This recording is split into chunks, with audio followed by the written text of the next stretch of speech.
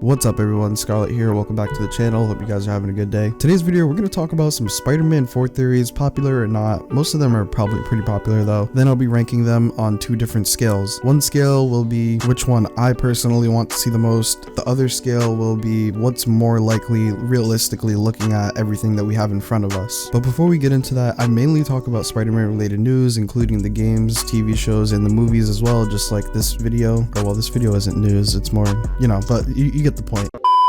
And as well general Marvel DC news. So if that's what you're interested in, look no further, subscribe to the channel and turn notifications on to stay up to date. Sorry if my voice sounds weird guys, I'm sick, hopefully I get better soon. So the first theory we will talk about, which is probably the most popular theory, is actually going to be a Spider-Man and Daredevil team up. Now this idea has been the most entertained with recent rumors regarding Spider-Man showing up in Daredevil, and as well vice versa, Daredevil of course showing up in Spider-Man 4, and possibly Kingpin being the antagonist of that film. As great as this theory is and would be, how would they do it? Because I think a couple of things when I think about Kingpin. Of course he's a Daredevil villain, but he's also a Spider-Man villain as well. I think of how Kingpin sets up the Sinister Six for Spider-Man, but that's unlikely to happen in Spider-Man 4. I feel like, and would be more likely for maybe Spider-Man 5 or 6, the Sinister Six specifically at least. But I feel like Kingpin for Spider-Man is a build-up character. He's sort of like Spider-Man's Thanos, so to speak. Like for example, in Insomniac's universe, it took Spider-Man 8 years to bring this man down, and even then he's still able to control certain things we see later on in Miles Morales.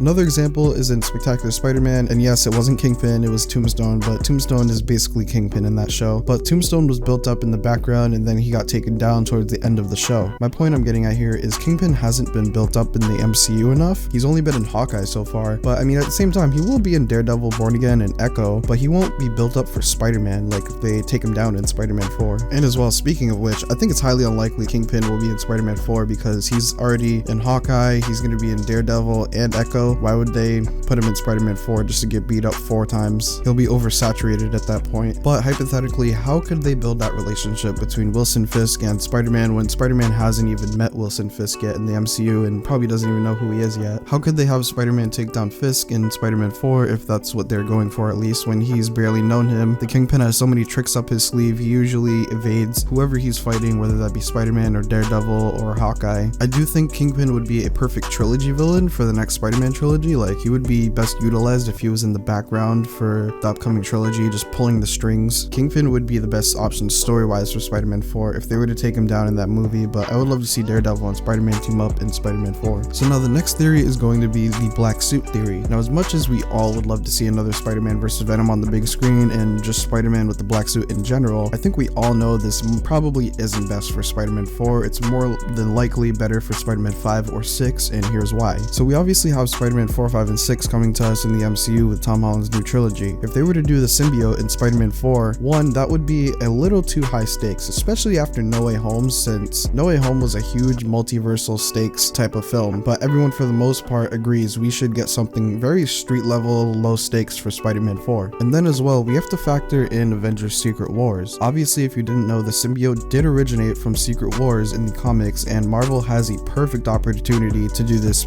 like so perfectly and accurately and correctly. If they did Spider-Man 4 with Daredevil team up and then let Spider-Man appear in Secret Wars where he's somehow come in contact with the symbiote, and then we have Spider-Man 5 where he's just getting home from another massive traumatic event but with the symbiote attached, and they do that storyline, that would make so much sense and be perfect setup. So now the last popular theory is going to be Matt Gargan, aka the Scorpion, because as we all know, they teased him in Homecoming and they never brought him to light, and this will be the first villain of the MCU that has a personal vendetta against Spider-Man. He just hasn't got out of jail and suited up as a Scorpion yet. I would like to see Scorpion eventually, but I also feel like if they do a movie with him, he shouldn't be the only villain. There should be another villain along with him. I don't know who that could be. There's a lot of different options to be honest, but also as well, they could possibly go the route of giving Scorpion the symbiote suit and he become Venom as well, because that is something that happened in the comics, and as well, it's something we haven't seen before. It's just how would that story go, because in the comics, Scorpion I think was a part of the Sinister Six of some sort, and Eddie Brock was anti-Venom and Martin Lee was involved, and I don't know, I would have to go back and read it fully to remember. But we have none of those characters, but I guess we don't need any of those characters specifically for a Scorpion Venom story. They could as well make up a whole new story, but again, the best choice is to probably not do anything with the symbiote for Spider-Man 4. So first, I'm going to rank these theories by what I want to see the most happen in Spider-Man 4. Third place, I'm going to put the Scorpion theory, whether it just be regular Scorpion or Venom Scorpion. It would be cool, but not sure what they they would do with him, I just don't like it as much as the other ideas. It's not bad, but again, just not as cool as the other ones. Second theory I want to see the most will have to be Spider-Man Daredevil team up. I definitely want to see this happen. I'm just not sure who they would go up against. Presumably Kingpin, but again, I feel like he's a character to be built up throughout the trilogy, and he's already making so many other appearances in other media. And of course, the theory I want to see the most happen is the symbiote arc, because it's been almost 20 years since we have seen Venom versus Spider-Man, and it didn't even go that well. It was okay, but you know, Sony had to shoehorn the character into the movie when it wasn't meant to be, and look how that turned out. So I would love to see Venom the most, but it's just not ideal. So now I'll rank them in terms of what's most likely going to come to fruition. Number 3 will be Venom. Like I said, unlikely. That's just Marvel, and Marvel is sort of involved with the Spider-Man franchise. They want to play it smart for the most part, save Venom for Spider-Man 5 or 6 after Secret Wars, most likely. Second one that's realistically more likely is Scorpion, not the Scorpion Venom part, but just Scorpion on its own, maybe along with another villain, I think, because Scorpion isn't enough of a threat by himself to carry one movie, I feel like. And the most realistic theory to happen is, of course, Daredevil teaming up with Spider-Man. I mean, again, perfect setup opportunity with possibly having Spider-Man appear in Daredevil Born Again, and then vice versa. So with that being said, that's everything I got for you guys today. So if you are new to the channel and enjoyed this video, hit the subscribe button. If you already have subscribed, don't forget to leave your opinion on what we talked about today, or your opinion of today's video in the comments below. I always read and respond to comments and appreciate feedback. Personally, me, again, I'm really excited to see Venom in the MCU, but you know, it's just not really in the cards for Spider-Man 4 specifically. What theory are you guys most excited for to see come to fruition? Let me know down in the comments below. Leave a like if you enjoyed this video. Let me know if you guys want more of this type of content. Again, hope you have a good day. Hope you enjoy the video.